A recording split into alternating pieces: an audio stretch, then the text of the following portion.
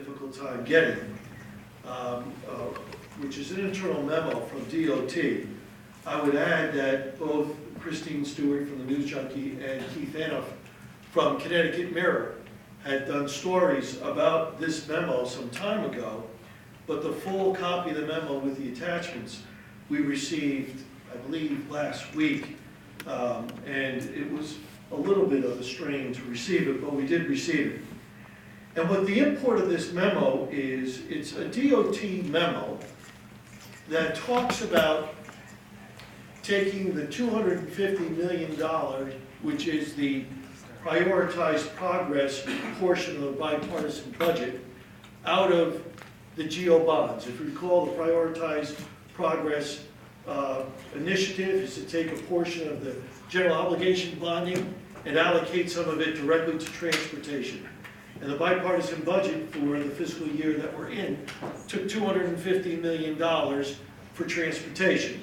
And what this memo addresses is the issue and the impact of removing the $250 million from transportation initiatives.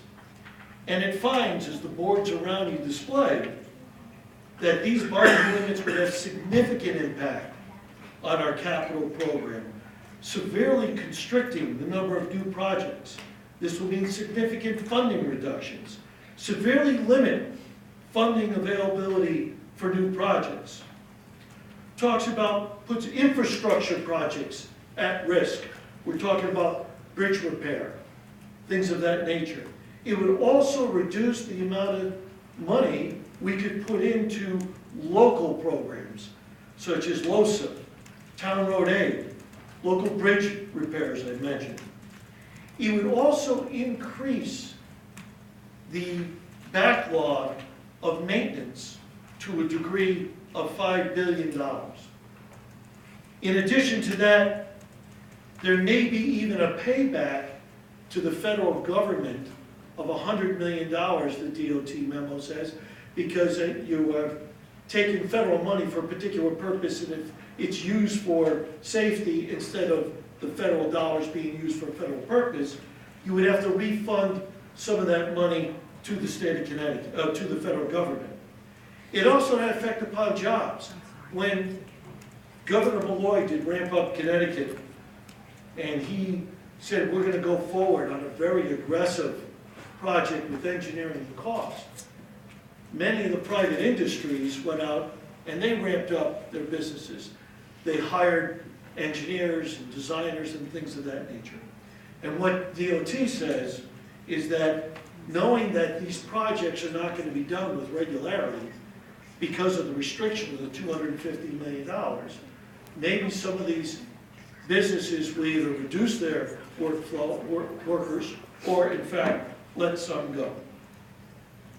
It violates the public trust in that we said this is going to be dedicated to infrastructure. It also talks about other revenue that could be done. And I raised this issue because it does mention tolls. It mentions tolls because that was what was being talked about. But what they talk about is that tolls cannot be done for at least 5 years from the day it's approved. So you're talking right now, 2024. The real revenue won't come in for 7 years off the tolls, according to DOT. So when you look at the budget that was before us, the STF, the Special Transportation Fund, has $185 million for tolls in FY23. We know from DOT, who's given out the chart, that you cannot have tolls by fiscal year 2023. Maybe fiscal year 2024 at a very small amount. And then it would, technically, if everything went the correct way, you could ramp it up if it all got approved by the federal government. I would also argue, we are not ready to announce it yet, but we've done a lot of research in the car counts that the state has been relying upon when it did its study. We have reason to question some of those, but we'll be doing something on that next week. So the bottom line is, at very least in the short term, to remove $250 million out of the transportation initiative, out of the general obligation bonding, to remove it is egregious error that's going to detrimentally affect transportation in the state of Connecticut, both from bringing businesses in and also from the physical construction that has to be done. And I didn't say it, and we didn't say it. DOT said it. This is an alarm that they have sent out, and on the back they attach all the projects with one degree or the other that are going to be affected. So it is a true concern. No matter what happens on the toll issue, there's an immediate and direct impact. As a final note, I want to bring out that this memorandum was written only when the $250 million was going to be removed from the GO bond.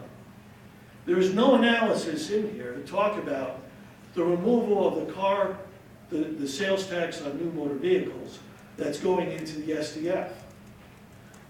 If you remove that amount of money and you don't have the tolls, you'll see that the SDF starts having significant problems in 2022 and is virtually done by 2023.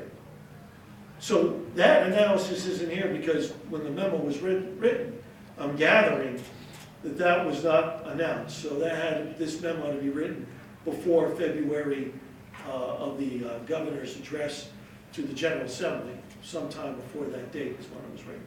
But certainly new car sales tax is going to have an impact on the ability to bond, because if you may recall, when you do the STF bonding, you have to show 5-year projection that the debt service is 2 times the revenue, so you have to show that.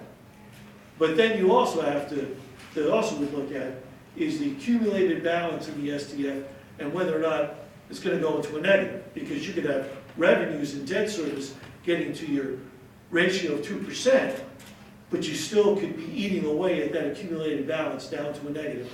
That's essentially what happens when you look at the budget on the STF as proposed by the governor, if you remove the tolls, which we know you can't get in 2020 to 23. So the problem is we have a very short-term problem with the STF that's being exacerbated by the plan put forth by the governor. And we're here to say we need to institute prioritized progress. We need to keep it going, at the very least for the short term. I would argue longer, but for the very least for the short term. I don't know if there's